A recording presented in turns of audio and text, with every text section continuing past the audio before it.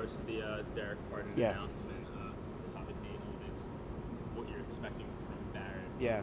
As far as him and Skelly, who do you expect to really shoulder the big load? Well, I think Barrett is going to have to step up for sure. Gavin already has had a big load. So, and the thing that was a little bit encouraging about the other night, Derek got hurt with about 15 minutes to go. And we played the rest of the game with Sanjay and Gavin against two 6'11 guys. So, that being said, you need guys to step up. I think Taphorn's going to have to step up more. I think Barrett Benson, Derek was our leading rebounder. So I think our wings are going to have to do more on the glass. We all have to collectively, band together and kind of get through not having him out there. The good news is it's going to be a full recovery. He had successful surgery this morning. He's already started, right away with the healing process, and we'll reevaluate him, around the holiday time and kind of see where he's at. And it was his right hand, so being a dominant left-handed guy, hopefully all those things will play in our favor. But does it hurt our team? Absolutely. I feel more badly for Derek, just because I hate when guys get hurt. In college, you only get 4 years to play. And so when you have an injury that causes you to miss games, I just hate it for him. And we'll figure it out. Guys will step up. We went through this a little bit last year. Alex Ola and Joey Van Zegren, both had foot injuries that we had to fight through for about a month last year, kind of around this time, early Big Ten season. So, we still feel like we have enough to be successful, and we'll be excited to get him back once he gets healthy here in a couple weeks. How ready do you think Barrett is? Well, I think he needs to play. Right now it's been hard. I've tried to get him in there a little bit, but because of the way some of the other guys have played, and also because of the level of competition we've had. We just went through a stretch in 5 games where we played at Butler, Notre Dame and Texas on a neutral floor, and home against Wake Forest. So, as much as you want to get guys time, you're trying to win. Those are big early season games. So, now he's going to have to get in there. He's going to have to play, and I'm excited for him. I know he is too. It gives him an opportunity to get extended minutes and kind of find his way. The best way to get better at this level is playing, and he's certainly going to have an opportunity now to get heavy minutes. A guy like Gavin is a developmental recruit. Right? Yes. Is there a time frame when he should blossom, or is that dependent on? Yeah, I just think it's individual? dependent on the individual. I think for us, you look at that first class of guys, and Vic kind of was the most highly acclaimed coming in, but I think the other 3 guys would have all probably been deemed, developmental when you talk about Bryant, Gavin, and Derek. None of those guys were rated. I'm talking about ratings. No one rated Bryant and Scotty. Scotty. None of those guys were rated at all, but they were guys that we saw good things in. We thought they would be good players at this level when they got in our system and they got in this environment and worked. And, for Bryant, it happened right away. For the other 2 guys, it's taken them a little time to kind of get stronger, figure out this level, gain experience. And, I'm proud of all 4 of those guys. I think, to me, when you look at kind of how we've started to build this thing, you look at those 4 guys, and that's kind of the foundation of what we've done.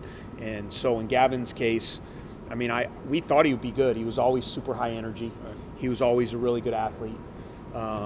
He had the strong body. It was just about kind of figuring it out at this level, developing. You've seen how he's developed as a shooter, and things like that. In high school, he was a shooter too. A little bit. He was more of a center. Yeah. He was an inside guy. He could step out and make a shot, but Coach Brown, because Mike Brown, yeah, right. told him that Yeah. versatility is the key, right? No doubt. So he had worked on versatility. Yeah, no doubt. Was it acclimating to the college game? Yeah, I think acclimating and just there's no. So now his versatility is coming out. Yeah, and just the experience. Like Yeah. it's not going when these guys come to this level. It's going real fast. Sure. So as you get a little bit older, the game slows down.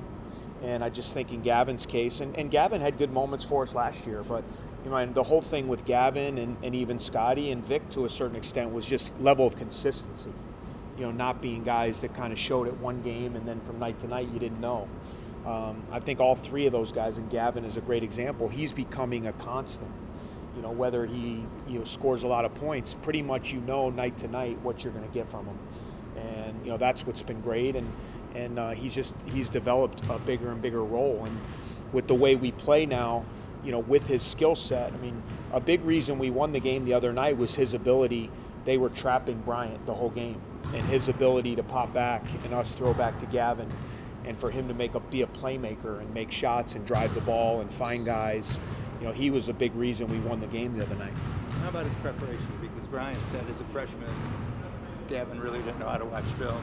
Yeah. Was more interested in video games. Yeah, Gavin probably, and it's no disrespect, but just how he was brought. He wasn't in a situation where, he had watched a lot of film, or, a lot of the basketball terminology was new to him. So that's a big adjustment. Just kind of learning just simple talk, phrases that are used on the court, terminology, how to watch tape, how to prepare for a game. You guys know Gavin, he's a free spirit. I mean, it's part of what makes him good. But I think when he was younger, it led to a little bit of a lack of preparation and lack of details and things like that. And as he's gotten older, he understands the importance of that even more. Barrett, one of the things that a lot of coaches talk about when you come in is adjusting to the speed of the game. Yeah. And you said he just needs minutes, but how have you seen him develop from when he got here to where he is now, and then what's kind of the next step? Yeah, I think just kind of settling down. I think it's going real fast for him. Like even the other night, you saw he got a rebound, and just when things are in fast motion, you tend to hurry a little bit. So, and that comes with just playing. I mean, that happens for all the guys, and I love his energy. You watch him even when he's not playing. He's as good a guy on the bench. His enthusiasm, his energy. He's got a good voice. Certainly, he's got the size and the strength that we're going to need. I just want him to focus. He doesn't have to be, a savior coming in. I want him to focus on the little things he can do. Can he be a physical player for us? Yes. Can he be a rebounder and a presence at the basket defensively? And can he finish around the basket when he gets those opportunities? And I want him to just focus on the simple things, not try to do too much, because right now that's not really where he's at.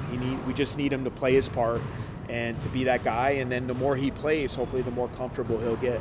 So do you think it's a matter of plugging him into where Derek was, or are you going to look to reshape really how you guys play around like a 6? Yeah, I mean, they're a little bit different.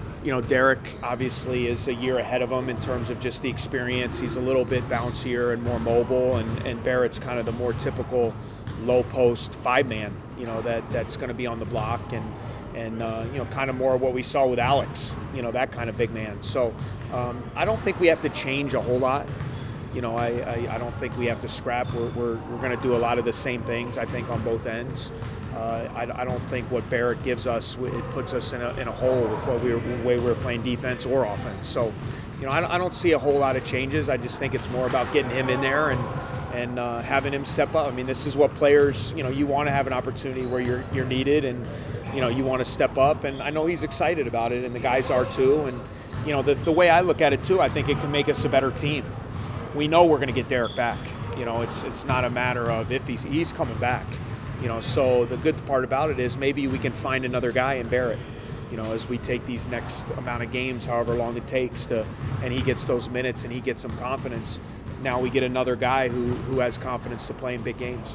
Gavin's going to start out. That's yet to be determined. Really? So, we're still figuring out the way we want to go. But obviously, Gavin can start if needed. But, anytime you lose a starter, it kind of affects your rotations. So, we're going to take a look at some things. And, I think it'll be Gavin or Barrett, to be quite honest. And we'll just see before Saturday night which way we want to go. On that, do you envision maybe Sanjay coming in and sliding into some of those minutes at all, maybe doing some of the bench units? Yeah, I mean, it just kind of depends, too, the kind of teams you're playing against. There might be situations where you play against teams that are going small. Sanjay guarded John Collins the other night, who's as good a center as we're probably going to play all year. He's and he did a good job. And can he do it all the time? No. But if you need a few minutes for him to battle somebody and, we have foul trouble, I think we can do that. I think you can get away with it a little bit because we have bigger wings. So when you have bigger wings, I think you can get away with being a little bit smaller on the front line at times. But that being said, we're going to need our physical guys. We're going to need Gavin and Barrett, to play a chunk of those minutes. How's Aaron? He's getting there. He's I hate it for him because he's he wants it so badly, and he knows he can help, and was a key guy for us last year. And we just don't want to throw him out there if he's not ready to help us, for his long term and for his short term. And so Be ready by conference. we hope so. We're working towards that. He's working really hard with our medical team, and we just want to be conservative with him and make sure we're taking the long-term approach with his career. Kind of like you were just saying about your own team, DePaul has some bigger wings, but then smaller guys Yeah. in the front court. How do you see that matchup working out with you guys? Yeah, I think the fact that they don't play a lot of, it's not like Wake that's going to be playing 2 6'11" guys. So, I think, the guys they play on the front line are more power forward type guys, and they've been going small a lot too. Playing McCallum at center at times and Kane as a 4. So, I think it'll be kind of a matchup game. I think both they do some things to try to create mismatches, and hopefully we can do some of those same things. So,